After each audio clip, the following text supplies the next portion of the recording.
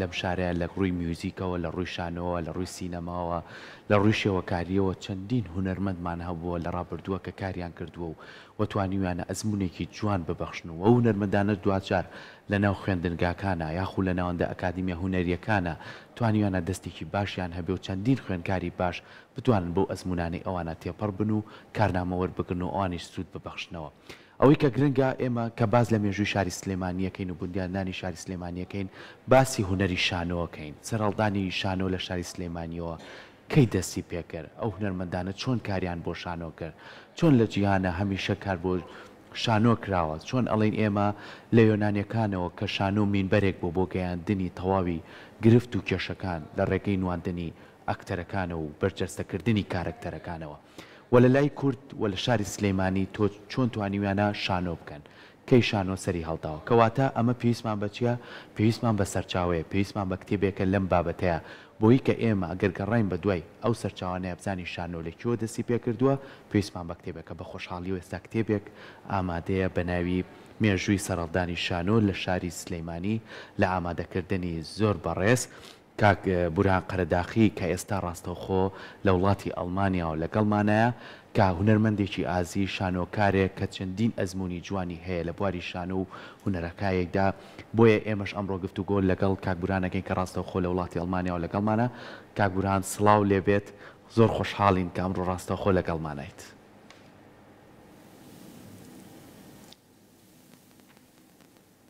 سڵاو لە ئێوە و ڕۆژێکی باش بۆ ئێوەش. سڵاو لە بەڕێزی زۆر سپاس. سەرەتا گەر باسێکی کتێبەکە بکەین مێژووی سەرهەڵدانی شانۆ لە شاری سلەیمانی ئەم کتێبە لە چیەوە سەرچاوی گرت و چۆن تۆ لەم کتێبە باسی ئەومان بۆ بکەیت کە شانۆ لەکەیەوە لە شاری سلێمانی دەستی پێکرد.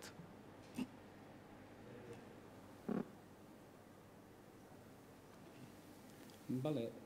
دیارە من کتێبێکم بەچاپ گەیان و ئەم کتێبە ڕاستە کتێبەکە بە ناوی شانۆی مناڵ و مێژوو و بیبلۆگرافیا و تیۆر پراکتیک ئەم کتێبە لە 438 لاپەڕێک لەبارە مێژووی شانۆ لە شاری سلێمانی و مێژووی شانۆی مناڵ لە شاری سلێمانی بیبلۆگرافیا و هەموو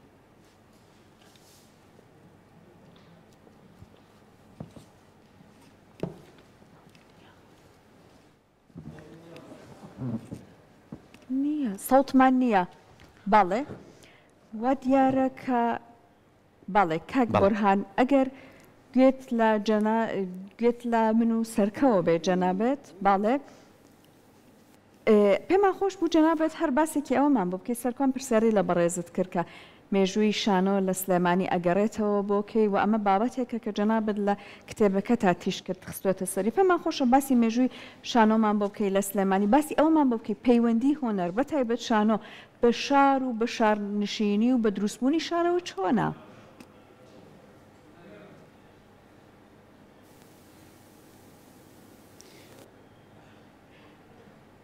ئێوە خۆتان شارەوە سەری هەڵداوە هیچ کاتێ لە لادێوە سەری لە لای گریک یا ئەوە بەتەواوەت دیموکراسی و لە نێو شارسازیە دیارە شار ئەو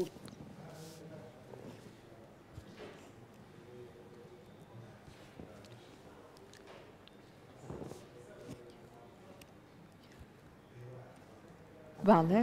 بەڵێ بێگومان هاوسەکەین گرفتێک هەیە لە دەنگەکانی بەباشی ناگاتە لای ئێمە تا هاوکارانم بۆی چارەسەرەکەن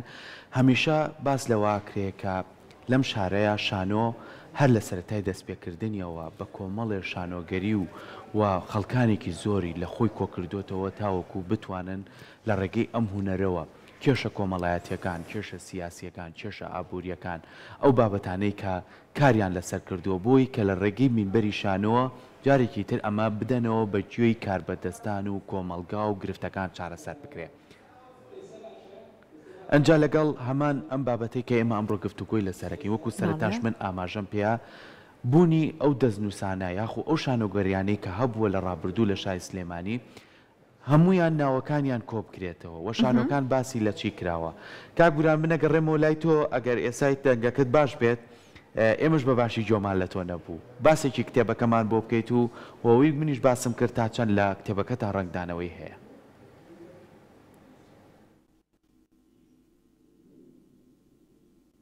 بەڵێ ئەو کتێبەی من دیارە هەم مێژووە هەم بیبلۆگرافیایە و هەم تیۆرە و هەم پراکتیکە، ینی کتێبەکە کتێبێکی قەبارە گەورەیە و زیاتر لە 438 لاپەڕی قەبارە گەورەیە کە بە چا بگەیوە و ئەمە کارێکی 4 ساڵ و 8 مانگی ینی تیاما خەری کردووە و پێوم بەسەر بردووە و ئەنجا بە چاو گەیشتووە و کۆمەڵە دیکۆمنتی زۆر گەورەی تایە، کۆمەڵە دیکۆمنتی زۆر گەورەی تیا ساخ کراوەتەوە بە تایبەتی لە بەشی مێژۆکەیە. ئەوە زۆر گرنگ بوو بۆ من و خۆتان نەزانن بیبلۆگرافیا ئەبێ بە ناو و ڕۆژ و هەموو ئەمانەی تێدا بڵاو کراوەتەوە و جگە لەمە شانۆی شاخیش کە لە سەردەمی شۆڕشە ئەوەشم تیا یەکلا کردوتەوە کە تاکە کەس بووم دەسم بردووە بۆ ئەو بوارش. بڵێ باشە کاک بوران پێمان بڵێ ئەو سەرچاوانە کامانە بوو کە تۆ سوودی لێبینیوە کە بتانی کۆمەڵێک لەو زانیاریانە یاخو ئەو بابەتانەی پەیوەست بۆ لە ڕابردووە لە شاری سلێمانی ئاخو ئەو ناوی ئەو شانۆگەریانەی کە لە شاری سلێمانی کراوە تۆ لە سەرچاوە دەست بکەوێت و لە ناو کتێبەکەی توە بە جوانتر و بەورتر بتوانانی جارێکی تر تۆمار بکرێتەوە.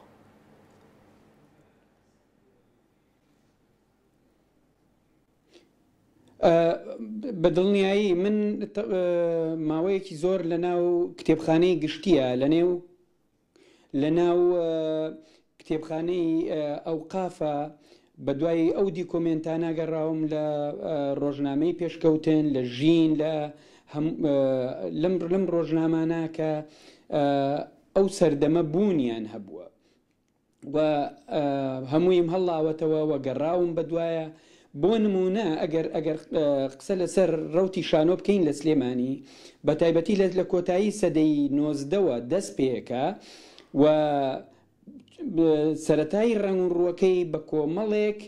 تەبعەن ئەو کاتە ناوی تیاتر بووە. خۆتان نەزانن زیاتر لە میهرەجانەکانی شاری سلێمانیە ڕەنگیاوەتەوە و کاری لەسەر کراوە و زیاتر بینراوی شانۆیی و کۆمیدی و میلی بووە. ئەم جۆرە چالاکیە بە تایبەتی لە لای کۆمەڵی خۆشمەچی بە تایبەتی لە ساڵەکانی 1910 تا 1920 ڕۆڵێکی زۆر گرنگیان بینیوە. ئەوانیش فەرەج کوردی، حافزی لەقلەقزادە و ئەحەی کڕن و ئەحەی ناسر هەموو ئەمانە زۆر جار چیان کردووە لە ئاهەنگەکانی بۆ نمونە نەورۆزە هەستاون پێستی گاو بزنیان لەبەر کردووە و لەبەر مزگەوتی گەورە بە دەهۆڵ و باڵەبان و بە شای و ئەوانەوە دەستیان پێ کردووە و ئەو جلانشیان لەبەر کردووەوە چوون بەرە و هەموو خەڵکەکەشیان لە دوای خۆیانەوە ینی ئەمان پێشڕەو بوون بەرە و سەرچنار و بەرە و کارێزی وەستا شەریف و ئەم شوێنانە کە شوێنی ئاهەنگەکان بووە و هەر بۆ زانیاریتان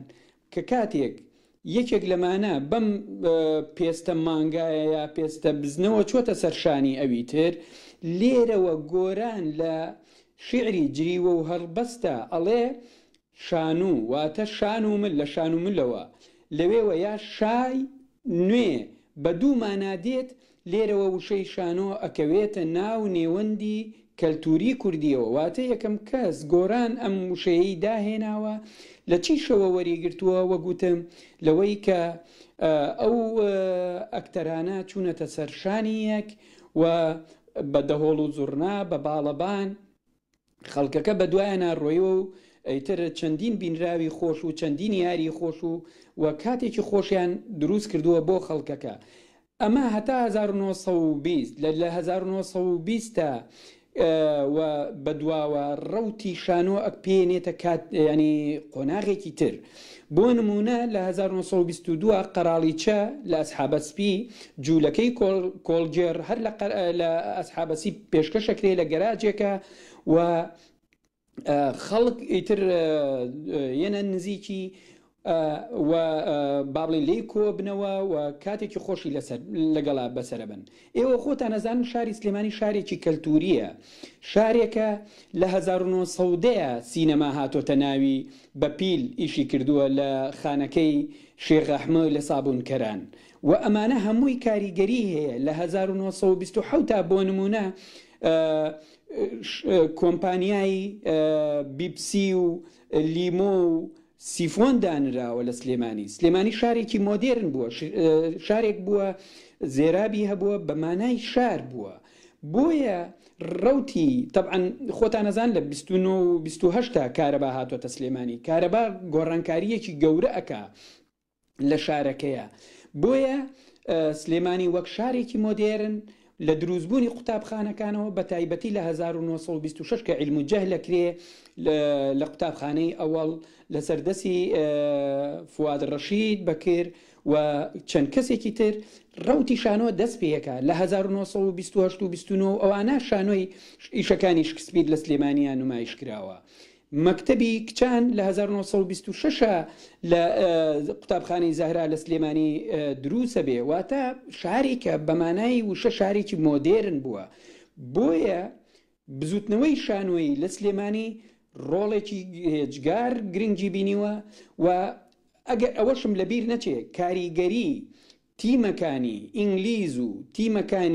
تیمە عەرەبیەکان کە گەڕۆک بوون شارە و شار گەڕاون هاتوونەتە سلێمانی لەوێ شانۆیان پێشکەش کردووە. ئەمەش ڕۆڵێکی تر بووە، دەرچووی ڕۆڵێکی تر لە دلەوەی کە شانۆ ببێ بە ئەکادمی و بە شێوەی تر وەرگێ تەواوکردنی ئەو خوێنکارانە بووە کە لە بەغاوە تەواویان کردو و گەڕاونەتەوە بوون بە مامۆستا لە سلێمانی. باش کاک بۆرهان ئێستا لەگەڵ ئەوەی کە جەنابەت باست کرد کە شانۆگەری هەر بە شێوازێکی بەڵێ ئەگەر گوێت لە سەڵتی منەوە بێت جەنابەت لە قسەکان تا باسی هەنگاوەکانی ئەوەت کرد کە چۆن شانۆگەری هاتوۆتە ناو ژیانی خەڵکی سلێمانی و هەر لە مەڕاسم و بۆنەکانەوە ئاوێتەی ژیانیان بووە هەتاکو ئەوەی کە اینجا کار لەسەر دەقەبیانیەکانیش تەنانەت کرا لەگەڵ یا ئایا هەڵدراوە کە ئەو قسەی چونکە ئێمە لە بیرمان نەچێت کە سلێمانی لانکەی بزوتنەوە سیاسی و هەنگاوە سیاسیەکانیش بۆ زووزوو. ئایا وا بووە کە لە ڕێگەی شانۆگەریەوە ئەو پەیامی کە لە خەڵکا بۆ ناڕەزایەتی هەموو ئەمانە لە ڕێگەی شانۆگەریەوە دەربڕێنی بۆ بکرێت؟ ئایا شانۆگەری توانێتی منبەرێکیش بێ بۆ دەربڕێنەکانی خەڵک؟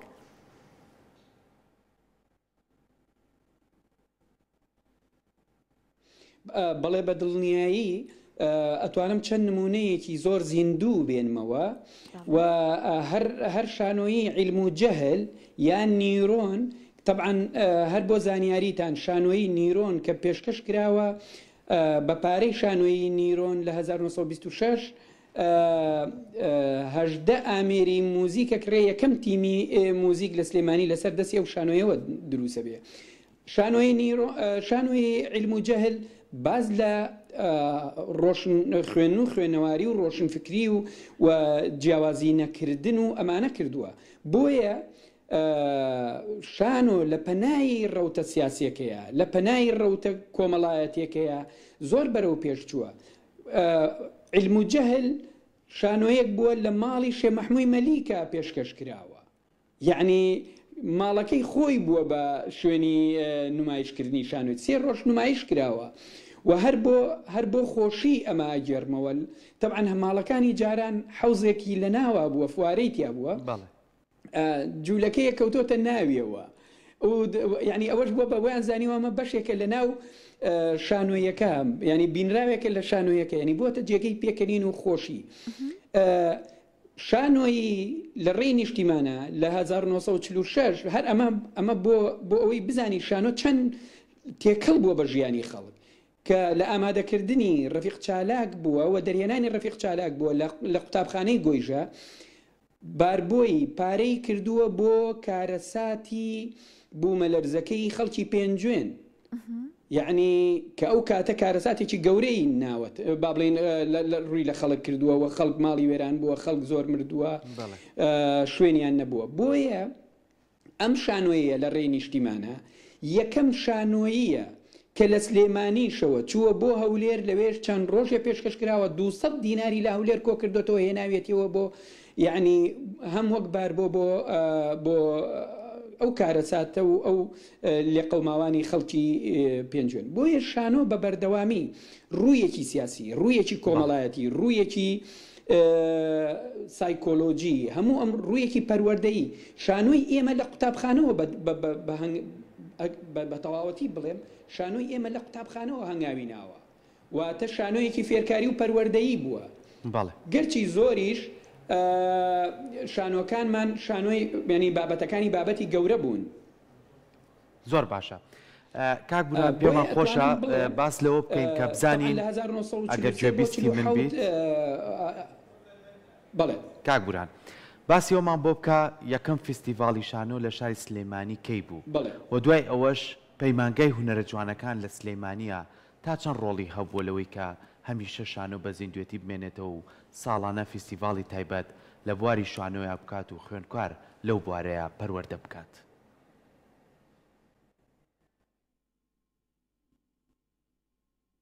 بڵێ دیارە خۆتان نەزانن کۆمەڵی هەنگاوی گرنگ هەیە لە شانۆی ئێمە. دروستبوونی قوتابخانەکان با بڵێن لانکەی کارە شانۆیەکانمان بوون. لە ساڵی 1950 با بڵێن لەسەری ساڵی کوردیا کە نەورۆزە زیاتر لە 23 نمایش کراوە لە قوتابخانەکانە و لە زوربەی قوتابخانەکانی سلێمانی ئەو فستیڤاڵە گەورەیە کراوە و بە هەنگاوی یەکەم دانرێ. دیارە بە درێژایی مێژووی ئێمە و مێژوویەکە کە